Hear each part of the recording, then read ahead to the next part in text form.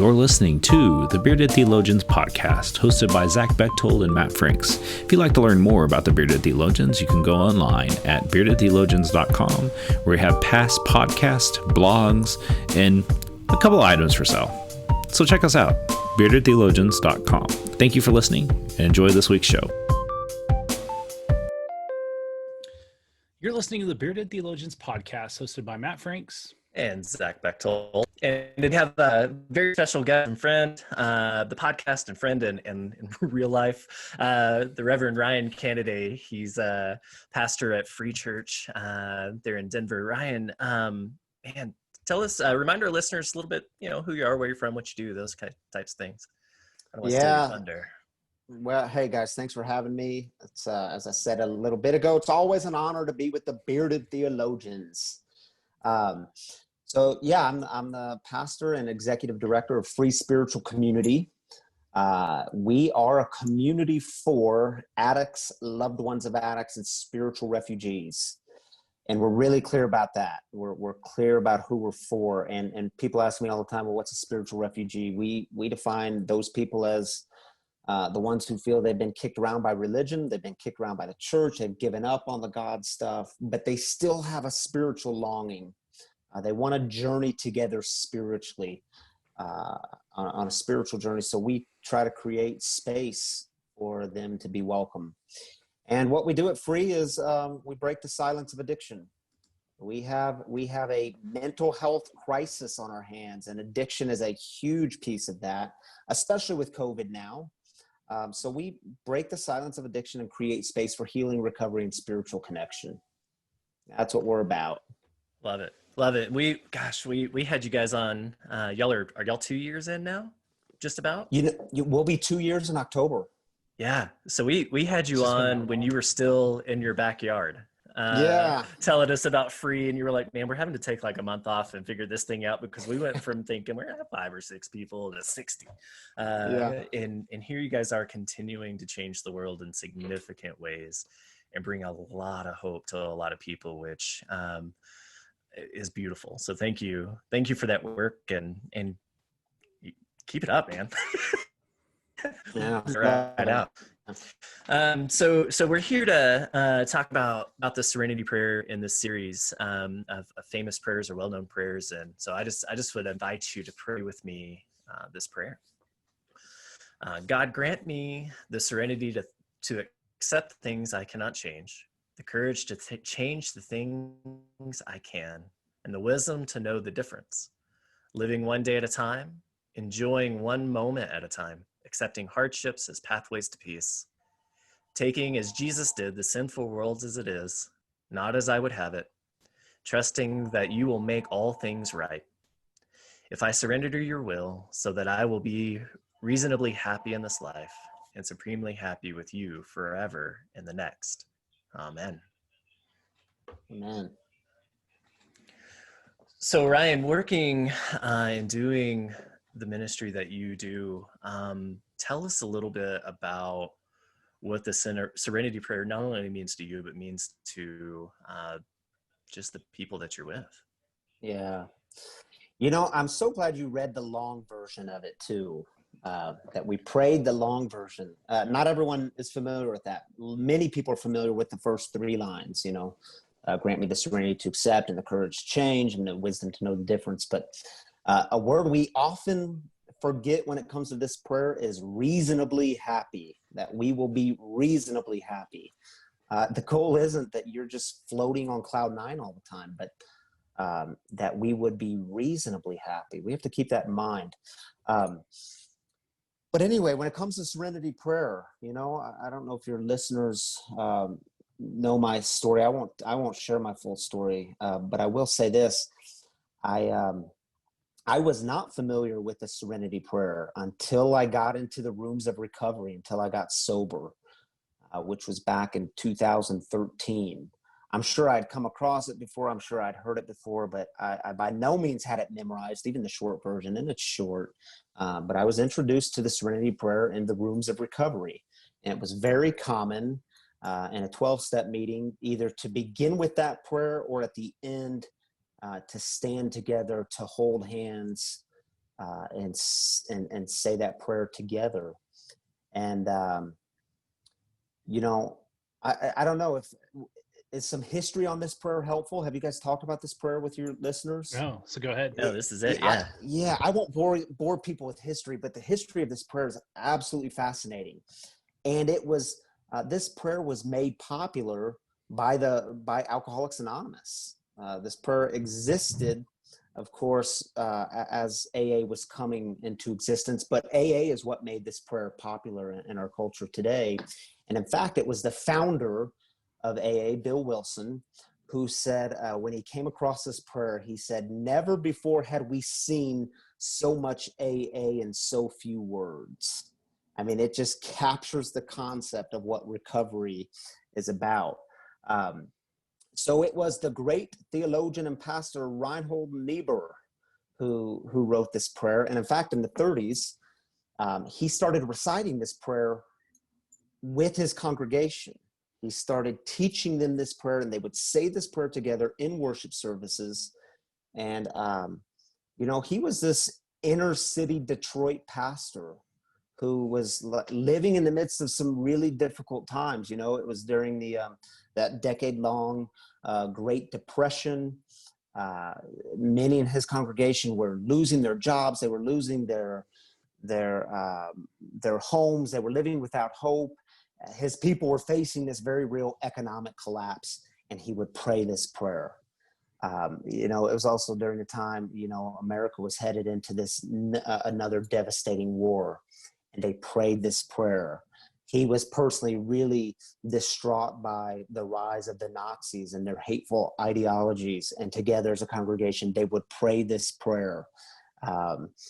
You had the Cold War and this really crazy race to build bigger and better bombs, and they would pray this prayer.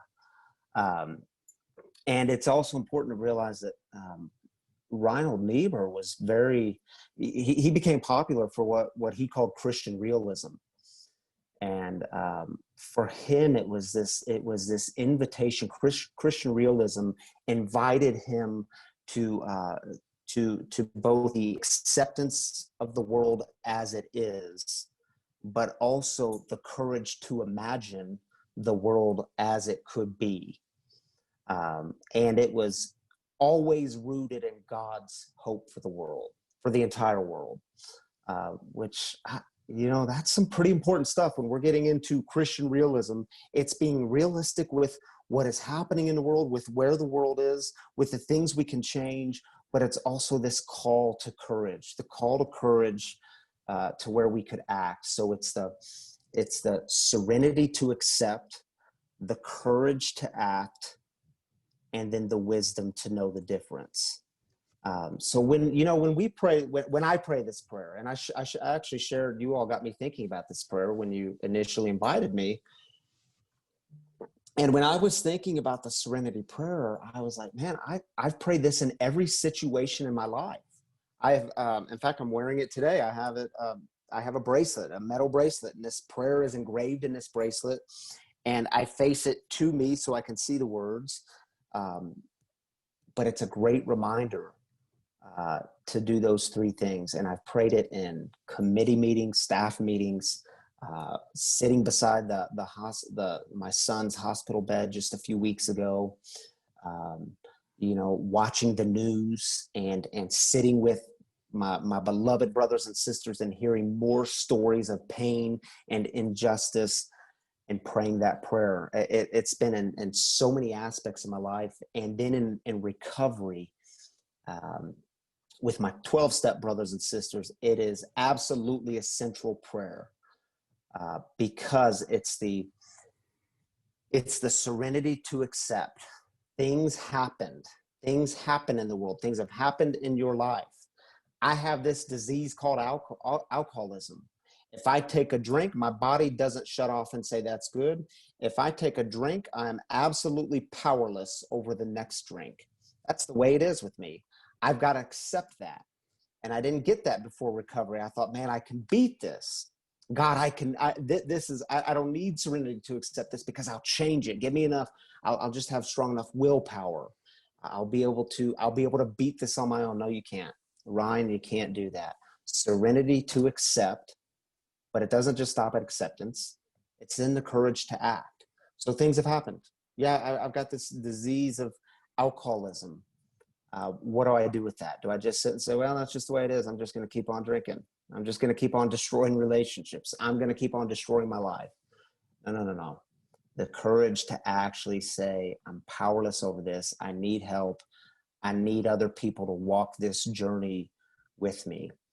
And when we pray that together in a 12-step meeting, it has not for me yet lost its power, because there's something really profound that happens when I'm standing with other people, holding their hands, not in the midst of the COVID-19 world, but pre-COVID, and we'll get back there. I have hope. But when we're holding hands together and we say that prayer, we're realizing, Zach, I might not be able to change you. My job is not to try to change Matt. My job is to look within and have the courage to act where I can, to change what I can. I've got to accept others where they are. I've got to accept you where you are. But I do get to act when it comes to my responses in the world. I do have to have courage when it comes to changing how I look at people. I do have to have courage on certain issues to step up and change the things I can. I think it was Gandhi who said, be the change you wish to see. So it's always that fine balance. And that's why I say it's the wisdom piece that's hard, because I want to get stuck in trying to change people. If I can get on Facebook and go on enough rants, can I get you to see my side politically or with religion or spirituality or whatever it is? And, when I go down that rabbit hole, that's exactly what it is. It's a rabbit hole. It doesn't generally change things. It makes me less spiritually fit. So I have to pray all the time, God, give me wisdom here. We're in the midst of making decisions. Give me wisdom. So I don't know, what questions or thoughts does that raise?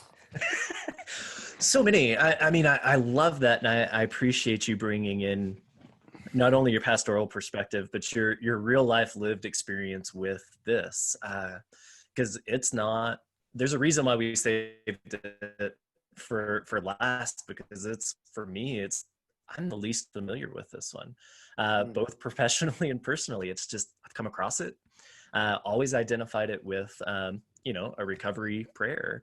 And because I don't run in that circle and haven't been in it, it's just not been on my radar. And I'm sad to say that it hasn't been, because it's so much more, right? And I often think during joys and concerns, or anytime anybody brings a prayer request to me, that's, can you pray for so-and-so so they'll change? It's like, well, that's not necessarily what prayer does, right? And the Serenity Prayer here gives us so much of that wisdom to go, it's not about begging God to change people. It's about being in relationship and being with them and having the wisdom to say, here I am, let's walk together. There's something so much more powerful in that prayer and those actions than just telling your pastor or telling God, change this person because I don't like the way they're behaving, or they're clearly behaving in a way and have these things that are hurting them and others. But this prayer does so much more than that, right? It's less of the do what I want you to do, and more of how can I be present in this situation with me, with God, and with the person I'm holding hands with or love dearly, that I see needs help. Yeah, and when I get out of that rut of trying to change other people, what it does is it expands my heart so that I can actually love them. And man, I don't know about y'all, but we need more of that in the world. We need to be able to say, yeah, you see things differently than me, in some really profound ways. Now, how can I practice love? How can I truly be in relationship with you and be in conversation with you, not with the goal of changing you, but with the goal of love being our highest ideal and love being our highest calling? And that's really hard. And I'll tell you another place where it comes up all the time. And I see this especially with people coming out of addiction, battling addiction. We have these really checkered pasts, and sometimes a very checkered present. And the truth is, you can't change the past. Maybe bad things happened to you, and you did some terrible things. You hurt people along the way. You damaged relationships. You lied, you cheated, you stole. You can't change the past, but you can now, with a group of people, get courage to change your present. And that takes hard work. That takes rigorous honesty. And this prayer always invites us into honesty with ourselves and with others. And again, it's that wisdom piece. God, give me the wisdom of what I can change and what I can't change. Because sometimes when Ryan's on his own, he gets really fuzzy on that. I get stuck in that second piece of I can change everything. No, you can't. You can't. And what was the gift Solomon asked for above every other gift? The gift of wisdom. Man, we need some wisdom. I need wisdom. Yeah, so I fell into this prayer when I was in seminary. I actually took a class on Reinhold and Richard Niebuhr. Like, that was our whole class. So, like, we read everything about them. And so we would begin the class with the prayer and end the class with prayer. And I think that was so that way the professor would make us feel a little bit more at peace at what was going on, what we were reading, and just like the conversations that we were having. Because that was definitely during a heavy time in going on, the things going on in the world, like kind of like now. And so I've always just been, this is one that's always just been special to me. And it's one that, like, I wish we would pray more in our churches, in all honesty. Yeah. And it would be amazing to see if a congregation would take this up and just pray it, but not just pray it like we pray other things, or we do like the call to worship or something like that, but like just like pray it and take time to open it up and like let it go at a natural pace and not just, blow through it, but like let those words just sit on you. Because even as Zach was reading or praying it, that in the idea of surrender just kept coming up for me, and just like, I gotta surrender, I gotta let go, and let God have it, and just let it go, whatever, and all the things that are going on. And this is just such a powerful prayer. And Zach was joking, we made it last because it was the one he's not familiar with, which I was like, well, I'm very familiar with it, and I don't remember which one of us kicked out having you on, but like, man, we knew that you were definitely connected to this, and it was powerful for you, and we wanted to be able to hear your perspective on it, because it was definitely going to be something that was powerful for someone to hear today. Like, I really do believe that somebody listening to this today is going to hear what you had shared with us, and I really do believe that they're going to surrender. I mean, that's just the surrender to God, whatever it is that's holding them back, whatever they need to let go of. Yeah, man, I'm so glad you mentioned that word surrender, because it's a huge piece of that prayer. And this entire prayer is about surrendering, because we like to hold on to things, especially the things we want to so desperately change. And this prayer invites surrender. That is, there's a reason that's part of the first step in 12 steps, is admitting that we're powerless and our lives have become unmanageable. It's that process of surrendering. And that takes some hard work. That takes some retraining of the neurological pathways in our brain, the retraining of our hearts of what we've been taught. That surrender is not the way to win. Surrendering, that's for weakness. But we know in the Christian tradition, if you want to win, you have to surrender. Weakness is actually strength. Saying we can't do it is the way we do it. So yeah, I'm glad you mentioned that surrender piece, and also, Matt, that the practice piece. When I remember my first meeting when they stood up and we held hands, I thought, how in the world is there a sign? Is it on the wall? How does everyone know this prayer? And in rooms of recovery, there's other prayers too that we recite. The Lord's Prayer, third step prayer, which if you haven't read the third step prayer, you got to read the third step prayer. But we have these other prayers, and I thought, how does everyone know these? And did I miss the day in class when we were supposed to memorize prayers? And I'm a pastor, right?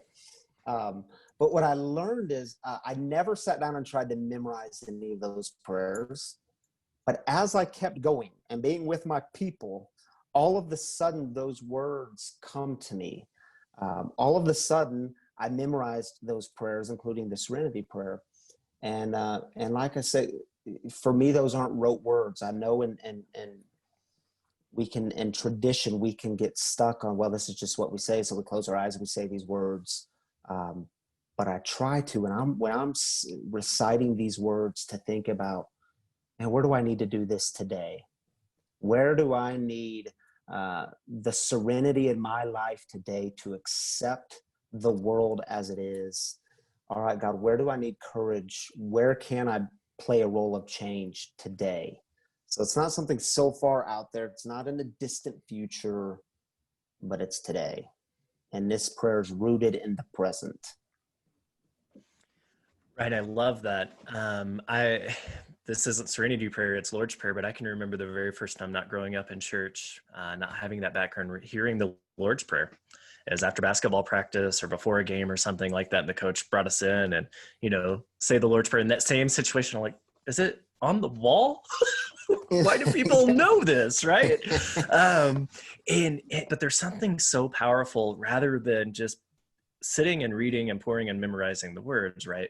But letting them sink in and have that moment of, oh, here's where they are and here's what they mean to me. It helps us not get in that kind of spiritual, just prayerful rut, but it lets it sink in. And then the moment we do get in that rut, it helps bring us right back to, here's where I'm at. It helps ground us in our faith and in our life, where we are in that present. And it reminds us of the times where we had, this one especially, where we haven't surrendered, and we're trying to do all the things we can do to make it better. And this is kind of that wake up call, that spark that reminds us, here we are. Whether it's this prayer or any other prayer that just rests on our heart like that, and why these maybe have stood the test of time, not only because they resonate, but because they live there within us. And rather than learning them, we live them. And I think there's something so beautiful in pointing that out. Yeah, that's powerful. Can I give your listeners a challenge? Please. Sure. Yeah.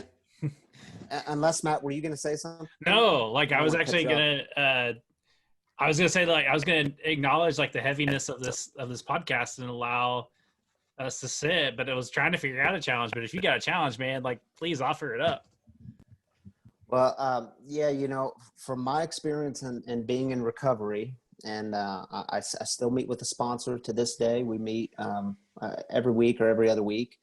I still sponsor other people. I still go to meetings because it's a very active thing. We never beat this stuff, right? And the prayer reminds us, we don't beat this stuff. We stay engaged. It's a lifelong journey.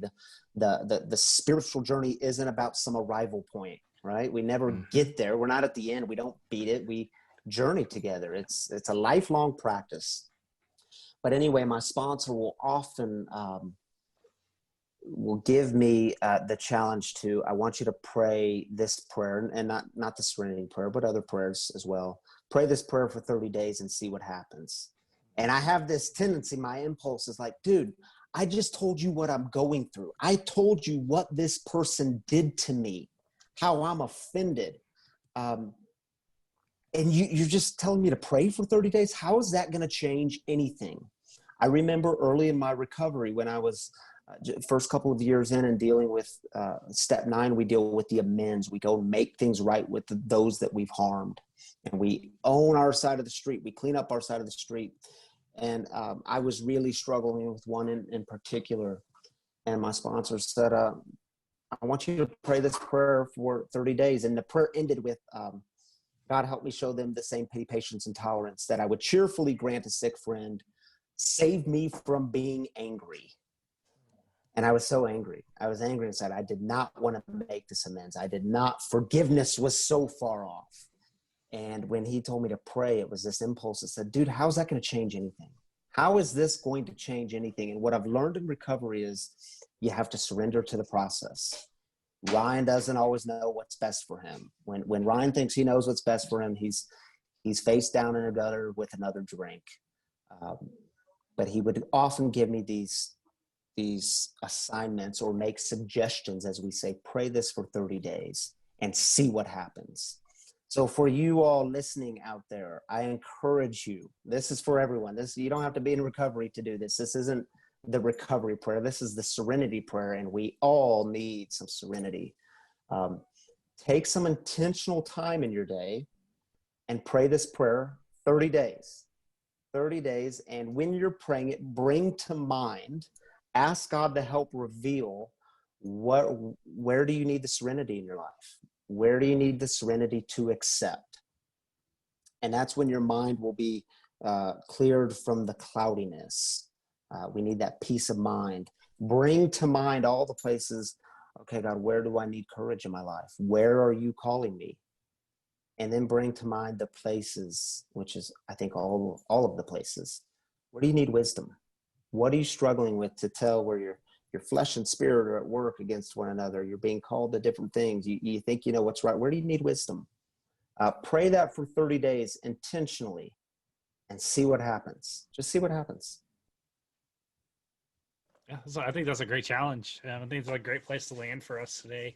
And so, Ryan, we thank you for your time. We're going to actually share a link to your community through this podcast, and for our listeners to connect into to see the amazing work that you're all are doing, and just being able to continue to connect in with you all as well. And so we thank you for your time. And I mean, you're always welcome to come back, and we definitely need to have you come back sometime in the future and talk about what's going on. Because I was, Zach and I were kicking that around. Like, we had you when you all start, like before you really got started, and now like we want to show like really what like that process, and like see how fruitful ministry happens for people to see that it can happen in this world today. And so we thank you for your time. And so for the Bearded Theologians, I'm Matt Franks. I'm Zach Bechtold. Thanks for checking us out. First, guys, I want you to subscribe and like this video and push that thumbs up. Thank you for listening to the Bearded Theologians podcast. Don't forget to like, subscribe, and share on all social media outlets. You can check out old episodes and more information at beardedtheologians.com. Thanks for checking us out.